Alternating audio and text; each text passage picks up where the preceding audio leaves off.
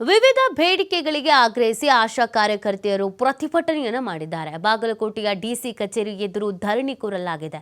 ತಿಂಗಳಿಗೆ 15,000 ನಿಶ್ಚಿತ ಗೌರವಧನ ನೀಡಬೇಕು ಅಂತ ಆಗ್ರಹಿಸಿದ್ದಾರೆ. ಘೋಷಣೆ ಕೂಗಿ ಬೇಡಿಕೆ ಈಡೇರಿಸುವಂತೆ ಆಕ್ರೋಶ ವ್ಯಕ್ತಪಡಿಸಿದ್ದಾರೆ. ರಾಜ್ಯ ಹಾಗೂ ಕೇಂದ್ರ ಸರ್ಕಾರದ ವಿರುದ್ಧ ಆಕ್ರೋಶ ಹೊರಹಾಕಿದ್ದಾರೆ.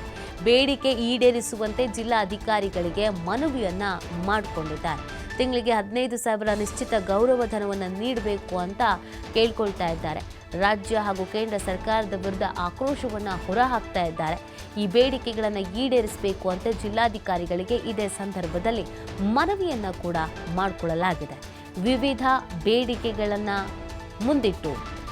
ಬೇಡಿಕೆಗಳನ್ನು ಈಡೇರಿಸಬೇಕು ಅಂತ ಆಗ್ರಹಿಸಿ ಆಶಾ ಕಾರ್ಯಕರ್ತೆಯರು ಈ ಒಂದು ಪ್ರತಿಭಟನೆಯನ್ನು ಮಾಡಿರುವಂಥದ್ದು. ಬಾಗಲಕೋಟೆಯ ಡಿಸಿ ಕಚೇರಿಯ ಎದುರು ಧರಣಿ ಕೂತಿದ್ದಾರೆ.